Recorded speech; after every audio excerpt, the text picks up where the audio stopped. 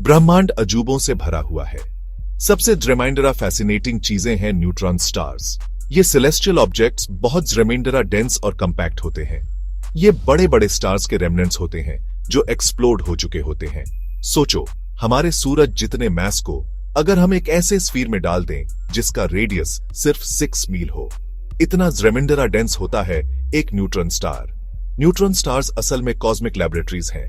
ये हमें extreme physics के बारे में बहुत कुछ सिखाते हैं। इनकी स्टडी करके हम ग्रेविटी, मैग्नेटिज्म और न्यूक्लियर मैटर को समझ पाते हैं। ये ऑब्जेक्ट्स सिर्फ पास्ट के रेमनेंट्स नहीं हैं, ये अपने आसपास के यूनिवर्स को एक्टिवली शेप भी करते हैं। न्यूट्रॉन स्टार्स बहुत तेज रेडिएशन एमिट करते हैं। इसमें रेडियो वेव्स, एक्स-रेज और गैमा रेज भी शामिल है। इन इमिशंस को हम बहुत दूर से डिटेक्ट कर सकते हैं। इन सिग्नल्स को स्टडी करके एस्ट्रोनॉमर्स इन एनिग्मेटिक ऑब्जेक्ट्स के प्रॉपर्टीज और बिहेवियर के बारे में जान सकते हैं। न्यूट्रॉन स्टार्स की स्टडी करना एक्सट्रीम फिजिक्स के हार्ट में एक जर्नी की तरह है। यह साइंटिफिक इंक्वायरी की पावर को दर्शाता है।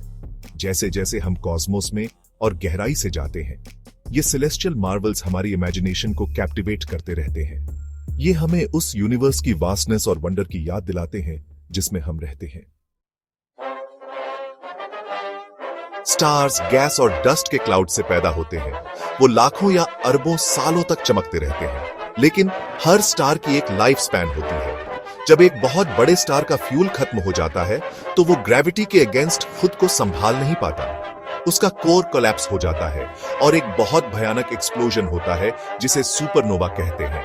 सुपरनोवा के दौरान स्टार की आउटर लेयर स्पेस में ब्लास्ट हो जाती है, लेकिन कोर एक रिमार्केबल ट्रांसफॉर्मेशन से गुजरता है। बहुत ड्रेमाइंडरा प्रेशर के कारण प्रोटॉन्स और इलेक्ट्रॉन्स एक साथ आ जाते हैं। वो न्यूट्रॉन्स बनाते हैं। इसी प्रोसेस की वजह से न्यूट्रॉन स्टार का नाम न्यूट्रॉन स्टार पड़ा है। कोर इतना कोलैप्स हो जाता है कि उसका साइज बहुत छोटा हो जाता है। वो एक रैपिडली स्पिनिंग स्फीयर बन जाता है। ये स्फीयर लगभग पूरी तरह से न्यूट्रॉन से बना होता है। न्यूट्रॉन स्टार की इंटेंस ग्रेविटी उसे आगे कोलैप्स होने से रोकती है। न्यूट्रॉन स्टार का बर्थ एक ड्रामेटिक इवेंट होता है। ये एक स्टार की लाइफ के एंड और कॉस्मोस में एक नए चैप्टर की शुरुआत का संकेत होता है। न्यूट्रॉन स्टार्स बहुत ही एक्सट्रीम ऑब्जेक्ट्स होते हैं। इनके पास कुछ ऐसी प्रॉपर्टीज होती हैं जो यूनिवर्स में कहीं और नहीं मिलती। इनकी डेंसिटी सोच से भी परे है। न्यूट्रॉन स्टार के मटेरियल का एक चम्मच भर हिस्सा धरती पर अरबों टन वजन का होगा। न्यूट्रॉन स्टार्स के पास बहुत ही स्ट्रॉन्ग मैग्नेटिक फील्ड्स भी होते हैं। ये फील्ड्स धरती के मैग्नेटिक फील्ड से खरबों गुना ड्रेमाइंडरा स्ट्रॉन्ग होते हैं। ये मैग्नेटिक फील्ड्स रेडिएशन को बीम्स में बदल सकते हैं। ये बीम्स अंतरिक्ष में कॉस्मिक लाइट हाउसेस की तरह घूमते रहते हैं। अगर कोई बीम धरती की तरफ पॉइंट करता है तो हम उसे पल्सर के रूप में देखते हैं। न्यूट्रॉन स्टार पर ग्रेविटी बहुत ड्रेमाइंडरा होती है। ये धरती की ग्रेविटी से लगभग 2 अरब गुना ड्रेमाइंडरा स्ट्रॉन्ग होती है। ये इंटेंस ग्रेविटी न्यूट्रॉन स्टार के आसपास स्पेस टाइम को वॉर्प कर देती है। इससे स्ट्रेंज और वंडरफुल इफेक्ट्स पैदा होते हैं। उदाहरण के लिए, न्यूट्रॉन स्टार के पास टाइम स्लो हो जाता है। ये एक्सट्रीम प्रॉपर्टीज न्यूट्रॉन स्टार्स को स्टडी करने के लिए फैसिनेटिंग ऑब्जेक्ट्स बनाती हैं। ये हमें फिजिक्स के नियमों को टेस्ट करने के लिए एक नेचुरल लैबोरेटरी प्रदान करते हैं, ऐसे कंडीशंस में जिन्हें हम धरती पर कभी रेप्लिकेट नहीं कर सकते। Section 4, types of neutron stars, pulsars and magnetars. सारे न्यूट्रॉन स्टार्स एक जैसे नहीं होते हैं। इनके अलग अलग टाइप्स होते हैं और हर टाइप की अपनी यूनिक कैरेक्टरिस्टिक्स होती है। 2 सबसे ड्रेमाइंडरा जाने माने टाइप्स हैं पल्सर्स और मैग्नेटर्स। पल्सर्स अपने मैग्नेटिक पोल से रेडिएशन के बीम्स एमिट करते हैं। ये बीम्स स्टार के साथ रोटेट करते हैं। धरती से हम इन बीम्स को रेडिएशन के पल्सेस के रूप में देखते हैं। कल्पना कीजिए कि एक लाइट हाउस का बीम आपके सामने से गुजर रहा है। हम पल्सर्स को कुछ इसी तरह ऑब्जर्व करते हैं। पल्सर्स बहुत ही प्रिसाइज टाइम कीपर्स होते हैं। मैग्नेटर्स के मैग्नेटिक फील्ड्स ऑर्डिनरी पल्सर्स से भी ड्रेमाइंडरा स्ट्रॉन्ग होते हैं। ये मैग्नेटिक फील्ड्स मैग्नेटर की सरफेस पर स्टारक्वेक्स ला सकते हैं। ये स्टारक्वेक्स बहुत ड्रेमाइंडरा एनर्जी रिलीज करते हैं। मैग्नेटर्स बहुत रेयर होते हैं। इनके इंटेंस मैग्नेटिक फील्ड्स कुछ 10,000 सालों में डिके हो जाते हैं। अपने छोटे से जीवन काल में मैग्नेटर्स यूनिवर्स के सबसे ड्रेमाइंडरा लुमिनस ऑब्जेक्ट्स में से एक होते हैं। Section 5, cosmic collisions when neutron stars collide. Neutron stars बहुत रेमिंडरा डेंस और कंपैक्ट होते हैं। जब दो न्यूट्रॉन स्टार्स कोलाइड करते हैं तो उसके रिजल्ट्स बहुत ही कैटास्ट्रॉफिक होते हैं। इस कोलिजन से बहुत रेमिंडरा एनर्जी रिलीज होती है। इससे एक फिनोमिनन पैदा होता है जिसे किलोनोवा कहते हैं। किलोनोवास एक टिपिकल नोवा से लगभग 1000 गुना रेमिंडरा ब्राइट होते हैं। इनकी पहचान हैवी एलिमेंट्स के इजेक्शन से होती है। इन एलिमेंट्स में गोल्ड, प्लैटिनम और यूरेनियम शामिल है। दरअसल साइंटिस्ट्स का मानना है कि यूनिवर्स के reminder heavy elements kilonova explosions में ही बनते हैं। न्यूट्रॉन स्टार्स के कोलिजन से ग्रेविटेशनल वेव्स भी पैदा होती हैं।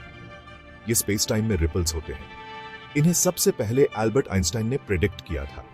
2017 में न्यूट्रॉन स्टार कोलिजन से ग्रेविटेशनल वेव्स का डिटेक्शन होना एक बहुत बड़ी साइंटिफिक ब्रेक थ्रू थी। इसने आइंस्टाइन की थ्योरी को कंफर्म किया और यूनिवर्स को समझने के लिए एक नया रास्ता खोला। न्यूट्रॉन स्टार कोलिजन्स बहुत रेयर इवेंट्स होते हैं, हालांकि यूनिवर्स के एवोल्यूशन में उनका बहुत अहम रोल होता है। ये कॉस्मोस में हैवी एलिमेंट्स को फैलाने के लिए जिम्मेदार होते हैं। ये हमें ग्रेविटी की नेचर और एक्सट्रीम डेंसिटीज पर मैटर के बिहेवियर के बारे में वैल्यूएबल इंसाइट्स भी प्रदान करते हैं।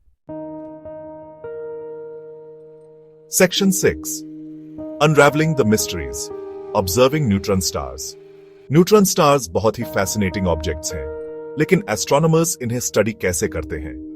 न्यूट्रॉन स्टार्स इलेक्ट्रोमैग्नेटिक स्पेक्ट्रम में रेडिएशन एमिट करते हैं। इसमें रेडियो वेव्स, एक्स-रेज और गामा रेज शामिल हैं। एस्ट्रोनॉमर्स इस रेडिएशन को डिटेक्ट करने के लिए कई तरह के टेलीस्कोप्स का यूज करते हैं। रेडियो टेलीस्कोप्स का यूज पल्सर्स को स्टडी करने के लिए किया जाता है। ये इन ऑब्जेक्ट्स द्वारा एमिट किए जाने वाले रेडिएशन के रेगुलर पल्सेस को डिटेक्ट करते हैं। एक्स-रे टेलीस्कोप्स का यूज न्यूट्रॉन स्टार्स के आसपास के हॉट, एनर्जेटिक एनवायरनमेंट्स को स्टडी करने के लिए किया जाता है। गामा रे टेलीस्कोप्स का यूज यूनिवर्स के सबसे पावरफुल एक्सप्लोजन्स को स्टडी करने के लिए किया जाता है। टेलीस्कोप्स के अलावा एस्ट्रोनॉमर्स न्यूट्रॉन स्टार्स को स्टडी करने के लिए दूसरी टेक्निक्स का भी यूज करते हैं। उदाहरण के लिए वो किसी न्यूट्रॉन स्टार की ग्रेविटी का उसके सराउंडिंग्स पर पड़ने वाले इफेक्ट्स को स्टडी कर सकते हैं। वो उस मटेरियल की प्रॉपर्टीज को भी स्टडी कर सकते हैं जो एक कंपेनियन स्टार से न्यूट्रॉन स्टार पर एक्रीटेड होता है। न्यूट्रॉन स्टार्स की स्टडी करना एक चैलेंजिंग लेकिन रिवॉर्डिंग काम है।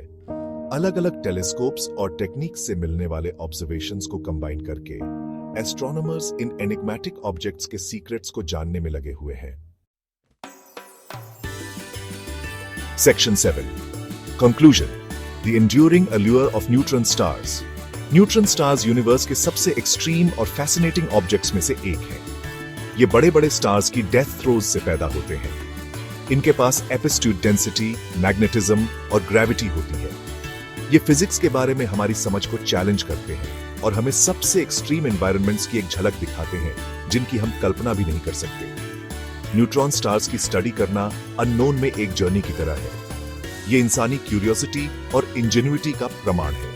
जैसे जैसे हम कॉस्मोस को एक्सप्लोर करते रहेंगे, हमें यकीन है कि ये सेलेस्टियल मार्वल्स हमें सरप्राइज और अमेज करते रहेंगे।